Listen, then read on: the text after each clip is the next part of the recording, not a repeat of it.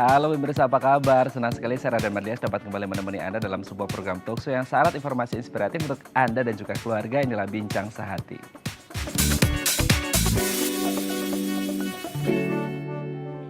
Ya pemirsa, diabetes merupakan penyakit kronis yang ditandai dengan tingginya kadar gula darah atau glukosa dalam tubuh seperti itu ya. Seperti kita tahu bahwasanya glukosa atau gula darah ini kan sumber energi utama bagi tubuh kita. Tapi kalau kadarnya akhirnya terlalu banyak, ini bisa mengganggu organ tubuh yang lainnya dan jika tidak ditangani dengan baik gitu ya, ini bisa mengganggu kesehatan kita seperti itu. Nah, untuk menyambut Hari Diabetes Sedunia yang akan jatuh pada esok hari tanggal 14 November, hari ini kita akan membahas tentang sayangi diri dengan mencegah diabetes seperti itu ya. Namun sebelum membahasnya, kita akan bahas terlebih dahulu nih beberapa bahan makanan atau minuman yang harus dihindari oleh penderita diabetes. Kita lihat yang pertama ya. Nasi putih dan makanan berbahan dasar tepung terigu, roti, pasta, nasi putih ini memang makanan paling utama yang harus dihindari oleh penderita diabetes karena mungkin kandungan karbohidratnya sangat tinggi seperti itu ya. Oke, kita lanjut ke yang kedua, minuman manis. Nah ini karena kadar gula darah kita sudah tinggi gitu ya, jadi kita harus menghindari minuman-minuman yang manis seperti itu. Seperti apa?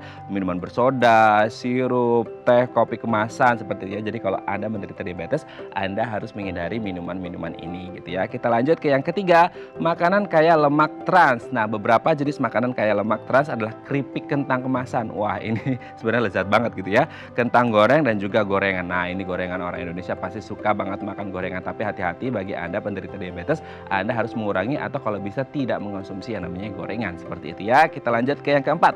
Buah kering. Nah, buah kering ini diproses sedemikian rupa sehingga kayak airnya dibuang sehingga yang tinggal hanya kandungan gulanya seperti itu. Jadi kalau banyak mengkonsumsi buah kering ini bahaya banget gitu ya bagi penderita diabetes. Kita lanjut yang terakhir.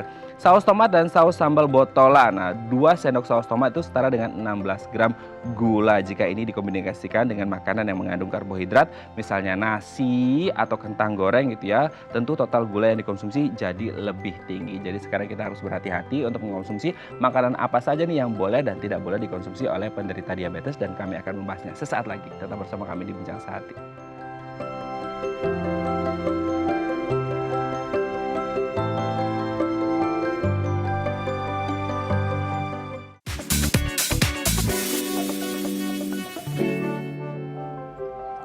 Baik, Anda masih bersama kami di Bincang Sehati. Tadi di segmen sebelumnya kita sudah membahas beberapa makanan atau minuman yang harus dihindari oleh penderita diabetes. Nah, untuk mengklarifikasinya telah tersambung bersama kami di sambungan Zoom dengan Veronica Cecilia Anggraini Utama SGZ, ahli gizi dari Rumah Sakit Cinta Kasih Seci. Selamat pagi Mbak Sisil, apa kabar? Selamat pagi Mas Raden, kabarnya baik. Gimana kabarnya Mas Raden? Alhamdulillah baik juga, terima kasih Mbak Sisil. Mbak, hari ini kita dalam rangka besok, ini kan 14 November Hari Diabetes Sedunia nih. Nah, hari ini kita akan membahas nih beberapa makanan atau minuman yang kabarnya ini harus dihindari oleh penderita diabetes gitu ya. Nah, apa saja dan kenapa, kita bahas satu-satu. Yang pertama adalah nasi putih dan makanan berbahan dasar tepung terigu, ini katanya harus dihindari. Kenapa ini Mbak Sisil? Oke, kalau untuk nasi putih sendiri, nasi putih itu merupakan nasi putih dan tepung-tepungan itu adalah kelompok dari makanan pokok. Yang kita tahu sendiri, manusia itu memerlukan karbohidrat sebagai salah satu pembentuk energi. Nah, karbohidrat yang paling utama itu ada di makanan pokok. Lalu kenapa penderita diabetes atau yang biasa kita sebut diabetesi harus menghindari konsumsi nasi putih dan olahan tepung? Dikarenakan karbohidrat ini ada beberapa jenisnya. Ada karbohidrat kompleks ataupun karbohidrat sederhana. Nah, karbohidrat sederhana ini memiliki efek yang sangat cepat dalam hal meningkatkan kadar gula darah diabetesi. Nah, karbohidrat sederhana ini banyak terdapat dalam nasi putih ataupun produk tepung-tepungan seperti itu. Makanya untuk pasien-pasien diabetes sangat disarankan untuk mengkonsumsi bahan makanan pokok yang memiliki kandungan karbohidrat kompleks seperti beras merah yang masih banyak seratnya, lalu jagung, singkong, kentang, ataupun karbohidrat lain yang belum diolah atau masih murni seperti itu. Oke, berarti kalau untuk penderita diabetes, kalau mungkin biasanya orang Indonesia kan sukanya makan nasi putih gitu ya. Jadi mungkin sekarang bisa Ya, di-convert dulu ke beras merah seperti itu ya, karena kandungan beras seratnya masih tinggi. merah. Ya, serat sendiri bisa membantu mengikat kelebihan gula darah di dalam pembuluh darah. Jadi Hmm. kenapa untuk pasien-pasien diabetes sendiri kita anjurkan tidak lupa mengkonsumsi makanan tinggi serat supaya bisa mengkontrol gula darahnya sendiri gitu. Oke, untuk mengontrol gula darahnya gitu ya, karena memang orang diabetes kan kelebihan gula darah atau glukosa seperti ini, jadi ketika ada makanan dengan tinggi serat ini bisa mengikat gitu ya. Oke, kita lanjut ke yang kedua Mbak Sisil. Minuman manis. Nah ini kayaknya kalau ada yang manis-manisnya ini kayak pengrong gitu ya untuk penderita diabetes gimana nih? Ya benar. Selain tadi makanan pokok yang mengandung gula sederhana, pada minuman-minuman manis terlebih misalnya minuman instan, minuman bersoda, sirup, ataupun air gula sendiri itu memiliki kandungan gula sederhana. Jadi sangat disarankan untuk diabetes sendiri menghindari minuman-minuman manis karena selain selain itu juga tidak baik untuk kesehatan dan peningkatan gula darah. Sebenarnya nggak cuma diabetes sih, untuk orang awam pun sekalipun yang belum pernah punya gejala ataupun resiko penyakit diabetes, harusnya sih menghindari mengkonsumsi minuman manis agar kedepannya pun tidak tidak memiliki resiko lah terhadap penyakit diabetes gitu. Selain itu juga minuman manis yang dikonsumsi terus-menerus itu dapat meningkatkan resiko di obesitas. Yang kita Hmm. tahu bahwa obesitas sendiri juga sebagai salah satu faktor resiko dari diabetes ya Mas ya. Gitu. Jadi Oh, lebih baik minum air putih. Tuhan udah menyediakan air putih yang melimpah sebenarnya. Kalau dibilang air putih itu adalah air yang paling sehat sebenarnya. Kalau kita rajin minum air putih pun, ya niscaya kita bisa terbebas dari beberapa penyakit sih sebenarnya ya. eh, Jadi better minum air putih dibandingkan minum minuman yang berasa gitu.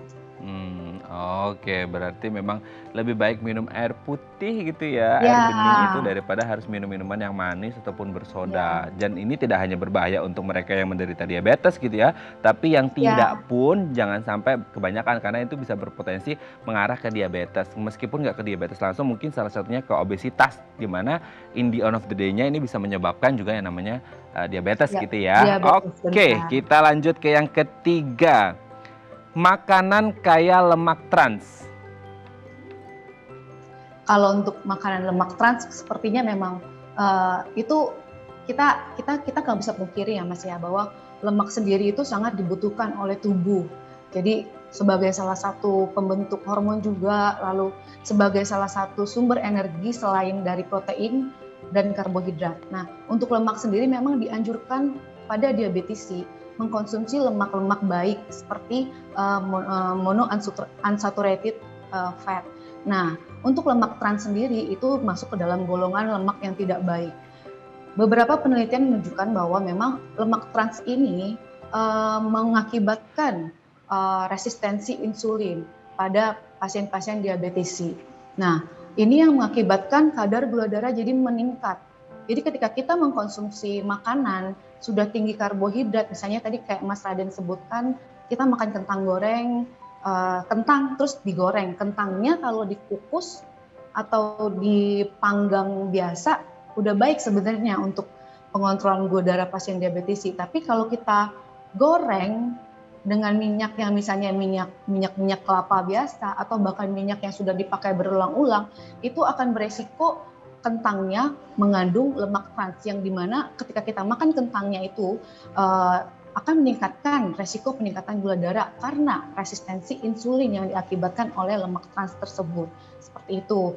Nah, selain itu juga beberapa penelitian juga menyampaikan bahwa lemak trans ini juga mengakibatkan penumpukan lemak di dalam tubuh, menyebabkan akhirnya yaitu resiko obesitas, resiko hipertensi. Nah, ketika sudah ada obesitas dan hipertensi ini menyebabkan jadi cardiovascular disease, bisa menyebabkan cardiovascular disease dan ditambah dengan penyakit diabetes jadi semakin buruk seperti itu. Jadi lebih baik kalaupun mau mengkonsumsi makanan-makanan yang mengandung lemak baik, jangan menggunakan lemak-lemak dari minyak misalnya. Lebih baik kita mengkonsumsi lemak baik dari avocado atau misalnya alpukat atau minyak canola atau misalnya memang benar-benar kita pakai dari lemak-lemak yang tidak digunakan ataupun minyak yang tidak dipakai beberapa kali seperti itu.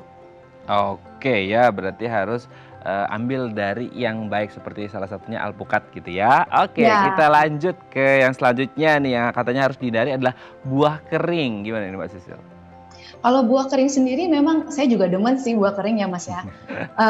Karena itu manis gitu. Jadi kenapa buah kering itu harus dibatasi konsumsinya oleh diabetes sih. Seperti yang tadi Mas Raden sampaikan, memang untuk buah kering sendiri kan kadar airnya sudah berkurang, sangat-sangat berkurang. Jadi pasti di dalam buah kering tersebut kandungan gulanya sudah lebih tinggi dibandingkan buah-buah yang biasa atau buah segar. Nah, terkadang buah kering ini juga tidak awet kalau hanya dibiarkan kering. Kadang kalau misalnya buah kering instan yang di dalam kemasan, itu mereka akan menambahkan pengawet. Nah, kalaupun kita mau menambahkan pengawet dari pengawet alami seperti gula, nah itu artinya ketika buah kering ditambahkan dengan pengawet gula, itu akan meningkatkan kadar gula di dalam buah kering tersebut. Nah, makanya ini jadi double, 2 kali kan. Hmm. Nah, apalagi yang kita takutkan sekarang adalah berat dari buah kering sendiri itu bisa 2 kali dari buah biasa ibaratnya gitu kan. Jadi kita mengkonsumsi 100 gram buah kering mungkin setara dengan 50 gram buah segar. Yang notabene di sini kandungan gulanya malah lebih besar buah kering kan. Jadi itulah yang kenapa harus dibatasi oleh penderita-penderita diabetes supaya kenaikan gula darahnya itu tidak melonjak ketika mereka mengkonsumsi buah kering.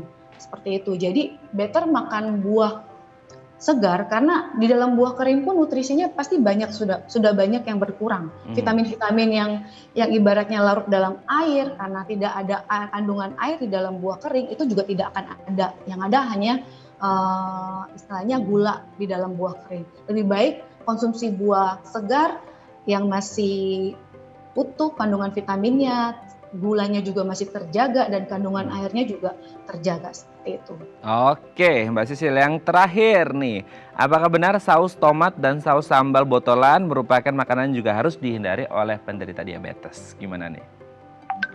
Benar sekali Mas, kalau untuk saus tomat dan saus sambal Botolan ya? komersil botolan, ya. Kalau itu kan tadi kan ibaratnya sama seperti buah kering.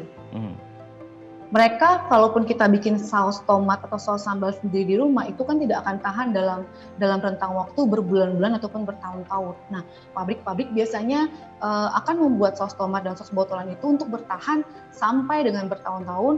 Itu pasti mereka akan menambahkan gula ataupun bahan kimia lain supaya saus tomat dan saus sambal ini bertahan sampai dalam jangka waktu yang lama. Nah, ini akibatnya ketika diabetesi mengkonsumsi ini, kadar gulanya akan meningkat di dalam tubuh pasien diabetes seperti itu. Karena kan seperti yang tadi Mas Raden sampaikan bahwa memang pada pemrosesan sambal dan tomat botolan sendiri itu mereka menambahkan gula seperti itu. Jadi memang sangat disarankan untuk tidak mengkonsumsi sambal-sambal botol atau sambal-sambal tomat pada pasien diabetes sebenarnya. Sebenarnya kalau untuk pasien diabetes sendiri itu yang penting tepat makan, tepat jumlah, dan tepat jenis makanannya seperti apa gitu. Jadi memang banyak makanan-makanan instan ataupun fast food yang perlu dihindari oleh pasien-pasien diabetes karena di dalam makanan tersebut kenapa dibilang dihindari? Pasti ada tambahan gula-gula sederhana atau misalnya lemak-lemak yang jahat sehingga itu dapat mempengaruhi gula darah pasien diabetes sebenarnya seperti itu. Oke, berarti memang untuk penderita diabetes maupun yang tidak menderita diabetes gitu ya, Benar. memang harus benar-benar picky gitu ya untuk memilih makanan mana atau minuman mana yang sehat untuk kebutuhan tubuh mereka dan harus ya dari kesadaran kita pribadi untuk memilih, jangan excuses apalagi masa pandemi nggak bisa kemana-mana akhirnya mesen junk food gitu ya, yang akhirnya Pasti bisa, dulu ya. ya betul seperti itu. Baik, terima kasih Mbak Sisil sudah berbagi bersama kami pagi hari ini di Bincang Sehati. Sehat-sehat terus dan salam untuk teman-teman di Rumah Sakit Cinta Kasih Seci. Selamat pagi. Terima kasih Mas Raden, selamat pagi. Baik, pemirsa, selanjutnya kita akan membahas tema kita hari ini. Bagi Anda yang memiliki pertanyaan, Anda bisa menghubungi kami di nomor 021 290 32644 atau DM Instagram kami di @bincangsaati.tv. Kami akan segera kembali.